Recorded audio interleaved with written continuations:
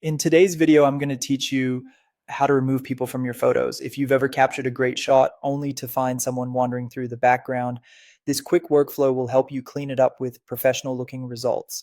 First, duplicate your layer. This gives you a safety net so you can always compare your edits to the original. Working on a duplicate keeps your process non-destructive and makes it easy to tweak or undo later if you need to refine anything. Next, select the Object Selection tool and click on the person or object you want to remove. The tool will analyze your image and create a selection around the subject. If it misses a bit of hair or clothing, simply refine your selection by clicking again or dragging to include the missed areas. Clean edges here will help the fill look seamless. Now go to Select, choose Modify, and then Expand. Expanding the selection by a small amount gives Photoshop a little extra context around the edges, which helps blend the filled area more naturally into the background. You don't need a huge expansion, just enough to cover soft edges and shadows. With the selection ready, go to Edit and choose Content Aware Fill.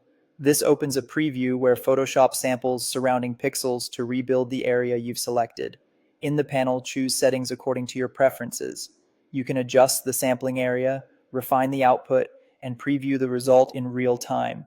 If you see repeating textures or blurry spots, tweak the settings until the preview looks clean. When you're happy, hit OK to apply the fill. Press Ctrl D to deselect the selection so you can evaluate the result without the marching ants in the way. If you're on a different system, use the equivalent shortcut for deselect.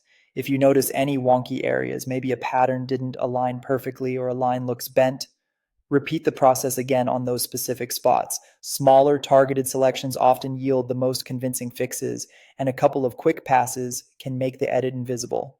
Do this until everything looks natural, and boom, you're done. Here's the before and here's the after. A clean background, no distractions, and your subject stands out just the way you intended.